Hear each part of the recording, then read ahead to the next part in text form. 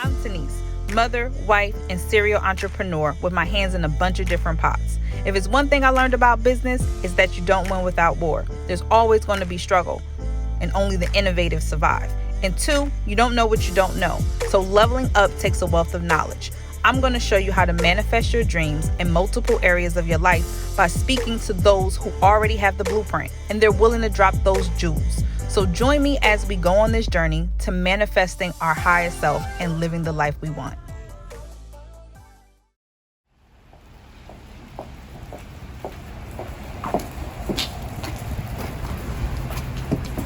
Hello. How are you? Good. How are you?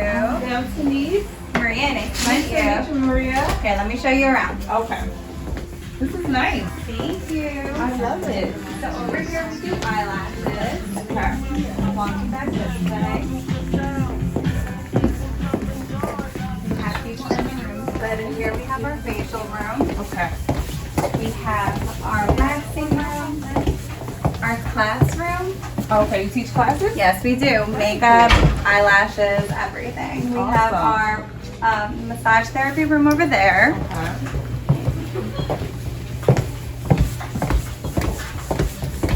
This is our towel line. Hello. Hiya, I'm I sorry. love that. Are you there? Over here we have our hair station, our makeup station, nails, pedicures, and we also do spray tans back there. Wow.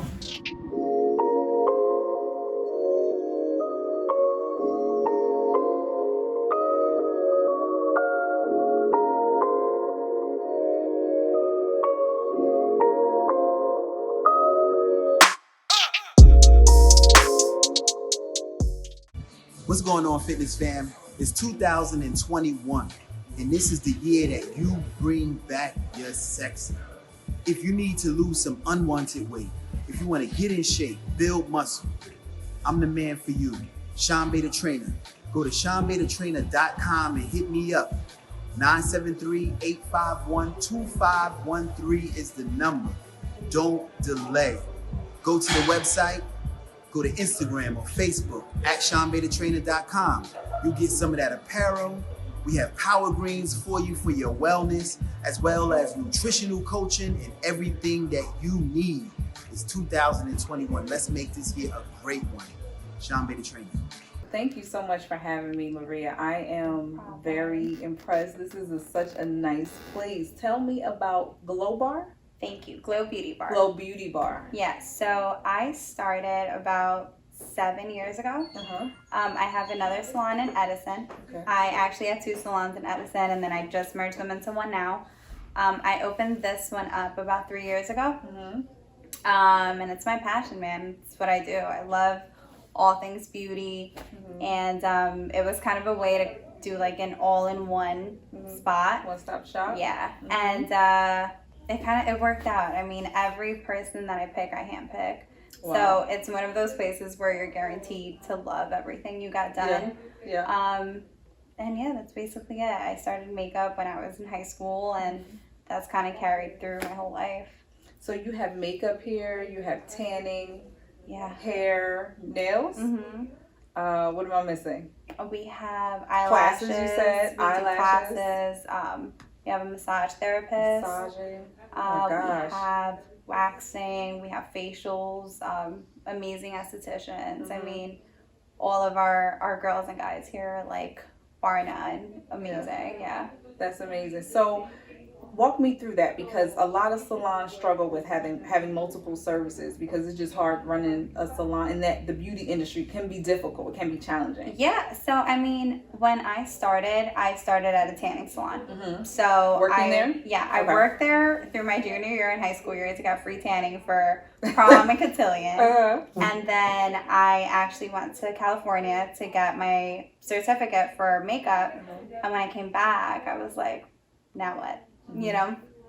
At the time, makeup wasn't as lucrative as a field as it is now. So I was kind of like, all right, so what's my next move? Then my boss was like, I'm selling one of the salons. I ended up buying it. I was 20. Wow. Now, how did you buy it? So, girl, I applied at every single bank across the friggin' country, and nobody would give me a loan because I was 20 years old. I didn't have anything. I mean, I didn't own a car. I didn't have a house, nothing. My credit was like, 20-year-old credit. And eventually my parents felt so bad. They agreed to like co-sign on a loan. So I took out a loan. I bought that salon. I kind of brought in makeup. At first it was just me. Then I brought in who still work with me, two of my best friends, Brian and Johnny. And I brought in like different artists. Eventually we outgrew the space. And then I opened up my second salon, which was Glow Beauty Bar, and it was in that plaza.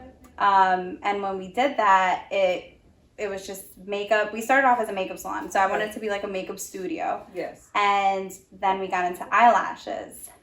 All of my girls got super good at eyelashes. So then now we were specializing in makeup and eyelashes. And then all of our girls, like my prom girls, everyone, they already built that trust with us through makeup. So then we started offering hair. Once we started offering hair, now they're coming for eyelashes, hair, makeup, spray tans, because I was originally a spray tanning salon. It was a tanning salon. And once you kind of build that client relationship, they kind of start trusting where you lead them. So then we kind of started venturing out to different like beauty fields, and that's how we got to here. So it is hard. Yes. And in the beginning it was super hard because we learned together. I mean, when I started, I was so young. There was that some of my employees were older than me. So it was definitely like a learning experience. But through trial and error, we now are all like super well trained in everything we do. So it's definitely something that took the whole 7 years. But it's good now. I mean, now we know what to look for when we're looking to hire. So tell me about the hiring thing. I was telling you, I used to have a salon, right? And it catered to people who had cancer, lupus, or alopecia. It was a niche business, and it was great. The salon industry can be a great thing. My issue was the staffing. It was very, very difficult to find the right staff members, like people who understood the vision and were willing to kind of stay in line with that vision. Because what I find is sometimes as soon as you turn your back, your employees, they just kind of do whatever they want to do. So tell me, how did you find the employees? I know you said your two best friends started with you, but then as you started to handpick all the every others, single person that I have working here, I have found through Instagram. Really? I followed their work. I see their work ethic. I see kind of like what they do, how they post, because all of that marketing is huge in what we do. So it's been one of those things, and I literally will DM them like I'm trying to hit on them until we got them in here for an interview. So it's been one of those things. I mean, it's definitely, we've gotten a bunch of people that like call to try to get a job, but I'm more of like, I want to find you type of person. And I feel that that's what works for here, because I know what I'm looking for, and I know who's moldable, like I know who can get trained. And like you said, it's hard to see like where your staff is going to go. And don't get me wrong, we've had, staff that has come and gone. But the people that have stuck it through are like amazing. Wow, that's really cool. Yeah. There's I talk to a lot of salon owners that they say the biggest issue for them is staffing. That it's like a revolving door. Yeah. So you haven't really. I mean, you've experienced it to some extent. Yeah, definitely to some extent. But I mean, overall, everyone that's worked with us has worked with us for a minimum of 2 years, 3 years. Yeah, and we have staff that's going to carry through for years. And you just build that like family relationship with them, where it's more than just a job. I'm not like I'm your boss, like you work for me. No, I hustle just as hard as everybody else here does. So it's one of those things where there's that like relationship, and it's not, oh, you're better than. It's like, oh, I want to learn this. I'll ask them. I learn from my employees all the time. So I guess it's a different kind of relationship. It depends on the boss, the owner, whoever the person is, but that's kind of what's worked for me, and I love how it is too. Right. You know. Right. So what was that like? Because you said you were 20 and a lot of your, like some of your people were older than you, your staff. Yeah. Did you feel like you had to kind of... That was definitely difficult. It was one of those things where... prove yourself? Prove myself and also kind of learn to put my foot down a little bit more. Because it got into one of those things where like, okay, I'm your friend, but I'm also your boss. So there's that line. Fine line, yeah. And it was crossed a lot in the beginning. And like I said, we've had some people come in and out, but it was mainly because of that. Because there was like, okay, you're younger than me. Yeah. Like, why do I have to listen to you? Right. And I don't know all things, but like I know what I want for my salon. Right. So This that's why you have to Yeah. listen to me.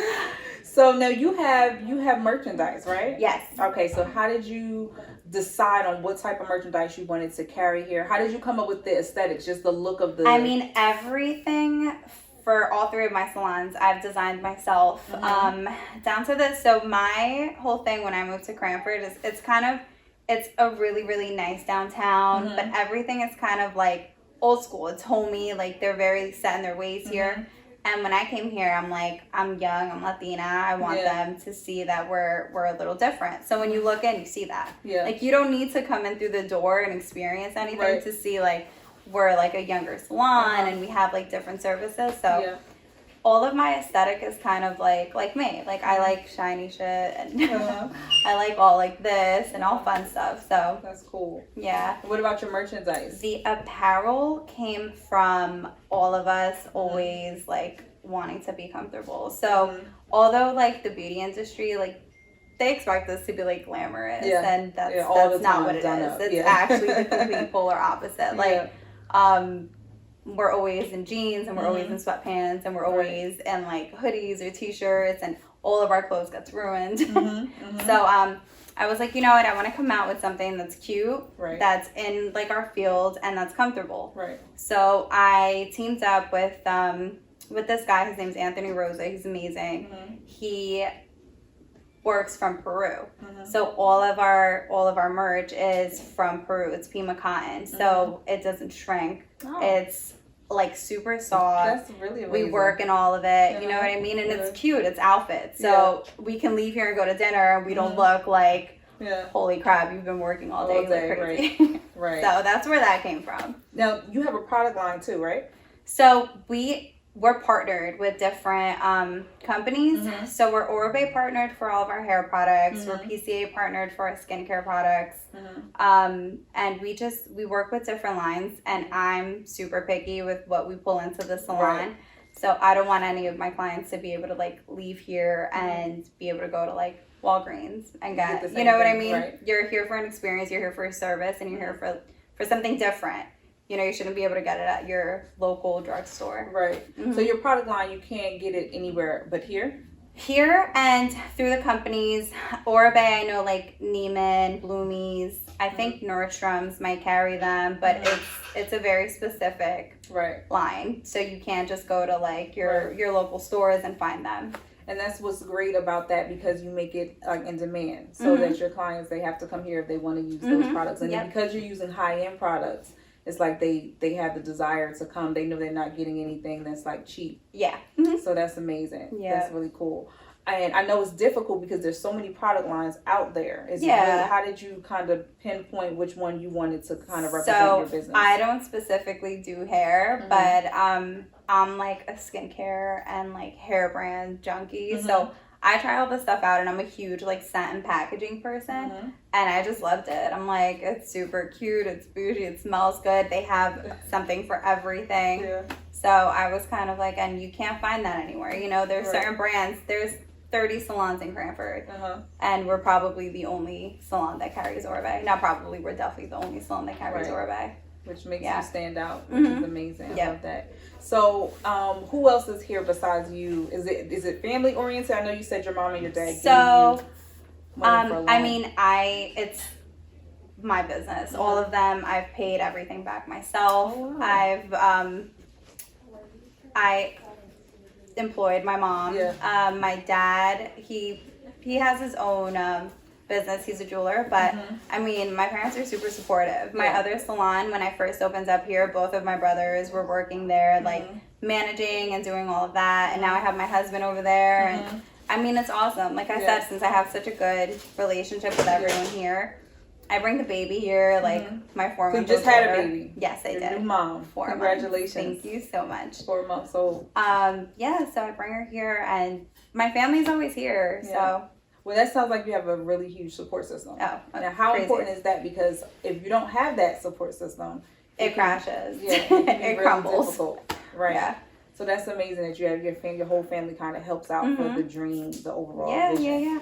And now you have a daughter, I 4 months do. old. So she can now. How is that juggling being a mom now and having these businesses? It's definitely difficult, especially because you have kids, right? Yeah, too. And there's just no sleeping at night at this point. Right. And I had Emmy on a Tuesday. I got released on Thursday. I was back to work by Sunday. Oh, wow. So when you own your own business, you don't have maternity downtime. leave. Right. You don't have downtime. And I had to come back, but overall it's not too bad. Like I have everyone here that kind of helps me with the baby when I have clients. So there's never been a point where I'm like, oh my God, like where am I going to leave her? And at the other salon, my husband's there, so he'll watch her. Yeah. So it works itself out. I mean, luckily, I do own the salons and I have the advantage of being able to do that. Yeah. Because had it been any other way, it'd be very, very difficult for me. Yeah. So now with the pandemic and everything was shut down for a period of time, you couldn't do any services or anything like that. How did you kind of manage? Did you find other ways to? Oh, I was in here as soon as I could leave my house. And I was super pregnant during the pandemic. Yes. And I remember just like when they closed us down and my landlord was sending me like late notices and I'm like, I can't pay you. Yeah. Like we've been closed. I went through like a breakdown and then, my husband was like, listen, chin up. Like we figure it out. So that's what I did. I came in here and I ran like a special on our clothes and like everybody was ordering skincare because everybody during that time they was still like want it at home. Yeah, right? they were at home masking and they were doing all of that stuff. So we figured it out. I mean, I came in here, I hustled everything that we could do from here and that kind of like helped us through that time. Okay, that's great. Yeah. That's great. That's what I always tell people is that you really got to find ways as an entrepreneur to be innovative. Oh yeah. You can't just sit in one spot. When things change, when life changes around you, you have to find ways to maneuver. Yeah, gotta be fluid. Right. If you're not, then that's when it kind of goes left. So that's amazing that you were able to do that. And now that the pandemic, we're still in a pandemic, but now that clients it's have come back, it's definitely way better now. Now, but you had to make all types of adjustments in order to allow people here. You had to put like plastic up everything. and We had stuff, to right? change. Well, since we have the space, I didn't have to put the barriers up. Okay. The salon is big, so we were able to whatever amount of people we were allowed to bring in. We were able to put more than 8 feet in between each client, Which is amazing and to we do that. implemented all of the safety procedures. So we were taking temperatures. We send out COVID forms to get filled out, signed, and sent back.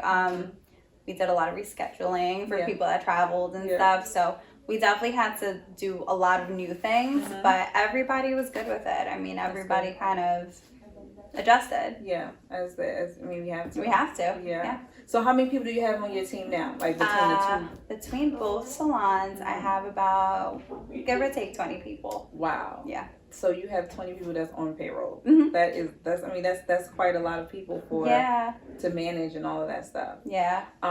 So let me ask you a question, because I know a lot of salon owners, women who want to own salons, they have issues with, as far as staffing, they have issues with insurance and stuff like that.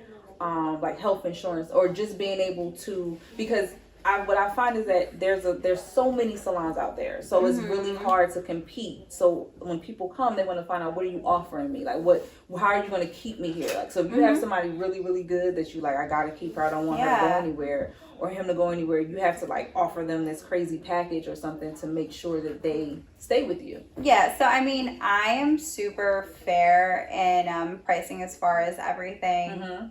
I mean, you come in here and you got what you paid for, right? And I feel like that goes a long way with our clients because you come in and you know you're not going to get like a crappy service. You're not going to get something that you don't want. So, and it definitely helps that we offer so many different things. So somebody will come in and they'll be getting like their nails done. They'll be like, oh, can I get a blowout? Right. Oh, can somebody, you know, thread my eyebrows? Like, so it's definitely a good, easy way to get multiple services done. And me as a mom, like I love the fact that I can get everything done in one place. And I know that is great to have a one-stop shop. But for your staff though, how are you able, like, do you have do you provide insurance? Do you provide like an incentive package for them? I mean, I don't provide health insurance at all. They, you know, everyone's a 1099, but as far as like insurance goes, my landlord demands like a very, very high insurance package, which covers all of us. But like I said, from the beginning, I'm super fair with everyone. I understand how much money goes. I'm an artist myself, so I'm not just like an outside person, you know, managing or doing something like that. I'm in it. So I'm very fair with how, you know, they get paid, and I understand how much you pay out and how much you want to get back. Right. And I respect it. Right. So I know a lot of places like pay crazy low amounts, and that's why you're going to have percentages. Are you on a percentage or sliding scale? I'm on a percentage scale with them. So everybody gets a certain percentage, and obviously the more advanced you get, the prices change. So that's how it goes. I don't change the percentage. You kind of get put into a different scale of payments. So if one person charges $35 and they've been doing hair for a year and somebody's been doing hair for 5 years, they're not going to want to charge those $35. You know what I mean? So I kind of go with that. And so the price you charge the client is so you varies. Okay. And clients are super okay with that. I mean, I'm one of those people. If I know you've been doing something for a long time, and I have to pay more, but I'm guaranteed a certain service, I'm gonna go for that. So if I call and I want like a blowout or something, you can't give me a flat rate because it depends on who I see? Well, no, I can. So most people will look online. So we have like a base price for a blowout, and then if you want to get like a certain person, you're gonna know you want that person. You're calling for that person. So that's when you got put into a different category. That's interesting. That's really cool. I just learned something because when I started my salon, I tried to be fair. So no matter what level you're on, I started you at 50-50 at least, right? So most of my people didn't have any clientele, so I kind of built them up and helped them. But then it seemed as though they wanted more as time went on, but it was like I was pretty much providing everything. Yeah. So it became a little sticky at some point. So, but the fact that you work with your staff as far as their rate stays the same, but the amount they charge for the service varies. That's amazing. That's a really cool way to do it. I mean, I feel like that's the fair way to do it. You know? That's good though. Yeah. That's good. And I tell them all the time, like, I'm your biggest supporter. Like, the better you are, the more booked you are, that means the more booked I am. So now, do you allow them to have style seats? What do you mean? You know what style seat is? It's like, probably not then. So it's like a website where they can go and like, so does all the clientele have to book through you? Has to book through your business? So I mean, we're super big on like Instagram promoting. So a lot of clients will call like, oh, we saw this on Instagram or we saw this, but we send them through the booking page because in the beginning, when I first opened up, we were having issues with last minute cancellations. And like I said, everybody's an independent contractor. So you're driving here for an appointment. They cancel when you get here. And now what? So now when they book it through the website, there's a mandatory 50% deposit. So even if they don't show up and cancel last minute, guess what? At least you're guaranteed to get paid on deposit. Right. Okay, great. So now if your clientele, let's say you have a stylist and your stylist finds someone like, oh, I want to go to Kim. They can't book directly with Kim. Kim will tell them to call the salon to make their appointment. I mean, they could book directly through Kim, but Kim's going to send them through the website, so she's guaranteed that they're going to show up. Okay, great. So that's really cool. Now, tell me, where do you see Glow going? Like, what's your vision? I have a goal. Great. So I want to start here. I just moved a little bit more south, so I want to do something a little bit over there. Then I want to do, depending on the pandemic now, because my goal was always New York, LA, and Miami, and then I'm franchising it. So my end goal is to franchise the salon and the name. But for now, we're kind of working our way to expanding. You know, I want to leave something for Emmy. Like I want her to be able to like come into something when she's a little younger. So more older. locations and then franchising. That's amazing. It's the goal. Great. Now I know you do classes. You said you do classes in the back. So you're also, do you get certificates from at the end of the class? So you're certified. Wow. That is like, I have not seen a salon that has classes in addition to being a full service business. That's amazing. So you're kind of like finding all these different streams of income within one business. You have to. I mean, in the location that we are, you need to hustle every inch of the space because our rent's like crazy and all of our insurances and everything. So we try to do as much as we can, and like all of them are so knowledgeable that it's almost selfish not to share the knowledge. Right. Yeah. So now, leading into that, you said that, you know, everything is, you have to find different ways. I totally agree with that, right? Because that's the whole point in life, is to find ways to generate income so that you can have freedom, the time freedom, the financial freedom, just having freedom to live your life the way you want. Now, with that being said, I know you said you see yourself being a franchise and opening up more locations. Have you ever thought about owning a school in general? I have, but I'm not a teacher. Right. So like, even though we do makeup classes, seldom time will I be your instructor. Yeah. You know, there are some people that have it in them. I don't. So with a school, and from my school experiences, I would hate it. So I definitely have thought about it, because it's great. Like from a financial point of view, it is. It's great.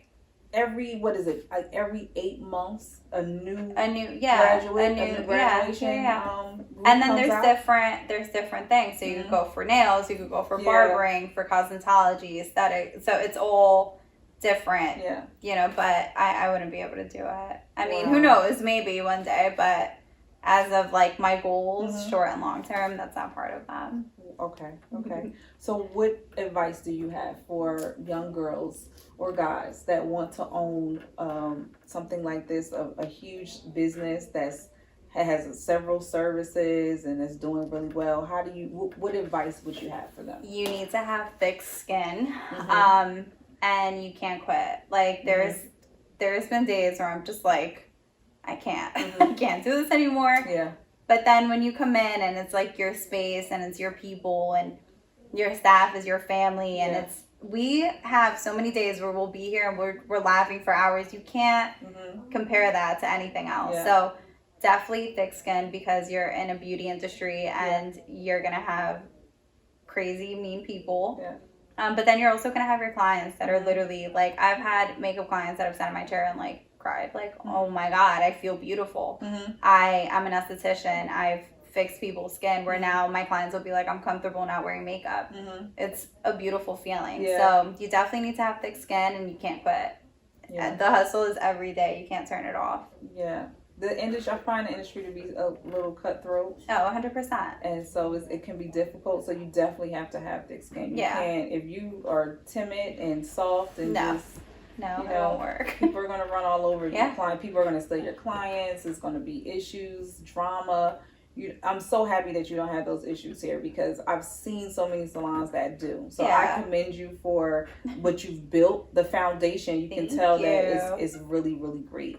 So I wish you the best of luck with the business, and I would love to come back to get a service. Thank you. I can't wait to have you. It was nice to meet you. Nice to meet you too.